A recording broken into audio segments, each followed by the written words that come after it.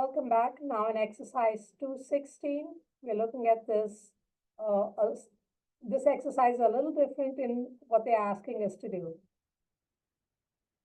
Transactions have been analyzed. They were entered in the journal, posted into the T accounts. And now they're asking us to explain what these numbers are. So basically they're asking us from the T account, can you tell us what the transaction was? Go back all the way to the start. They've told us that there are beginning balances. And if there are no beginning balances, those were given as zeros. So the first number is a beginning balance. And then the number in parentheses relates to a transaction. We don't really need this chart anymore, hopefully at this point of time, in terms of relationship between asset, liability, owner's equity, and all of this. But if you need to, it's available. Always keep it handy. So we have 6 transactions. So look for the number 1 in parentheses. I see number 1 over here and a number 1 over here. So let me see if I can do this for you as we go along. I will try to annotate over here. Okay, so we have number 1 and number 1. So cash debit, service revenue credit. Cash debit, service revenue credit. Cash increased, service revenue increased, which means I did the work. That's why my customer paid me the cash. Okay, so my explanation is going to be, I provided services for cash, $20,000.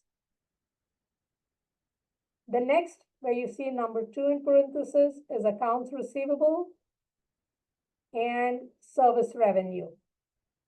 Again, let me see if I can pull up my annotation over here.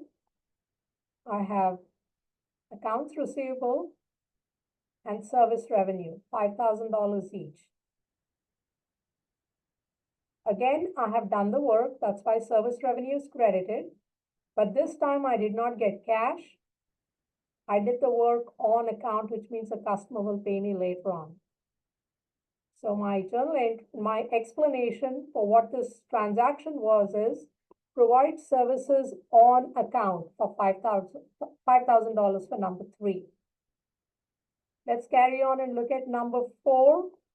I'm sorry, that was number 2. So we are moving on to number 3.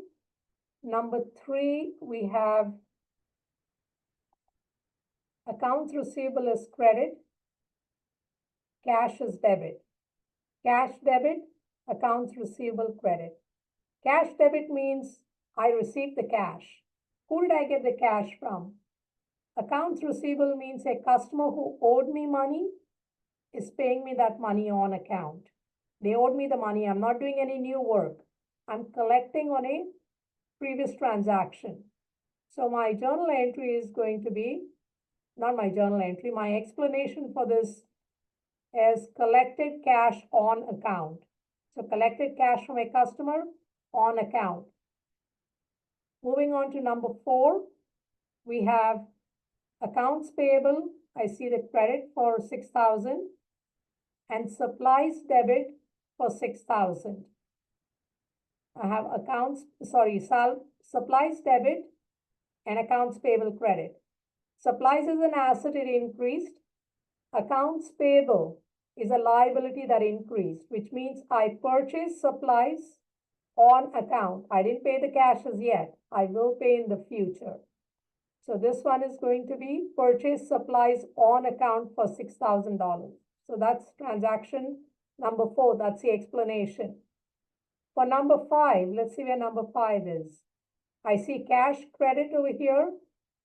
And then number 5, I see salaries expense debit, 14,000. That means I paid my employees $14,000 for the work that they have done. So the transaction was paid salaries in cash, 14,000. Well, if it's salaries, it's obviously to your employees. You don't need to specify that. But again, salaries are paid to your employees for the work they've already completed. And finally, number 6, I see cash is credit for 7,000 and I have accounts payable debit 7,000. Cash credit means it decreased. Again, this would be helpful over here. Cash is an asset. It's credited, it decreased. Accounts payable is a liability. Liability decreased with a debit. It was debited, which means it decreased. So, I paid cash on account. I owed a vendor money and I paid them that money, and that's why that liability went down. So paid cash on account. On account simply means I owed someone money and I paid them that cash. So once again, the accounting cycle is your transaction happens, you analyze the transaction in step 1. Step 2, you will record it in the general journal. Step 3, you post into your T account. In this exercise, they're telling you, you've come to step 3, but go back and tell us what happened. What's step 1? And which is what we've done over here. We've just given these transactions, the explanation of the transactions over here. So again, this is just testing your knowledge. Step 1, 2, and 3. It's going forwards, backwards, trying to see if you've understood what we've learned so far. So with this, we'll start working on the next exercise shortly.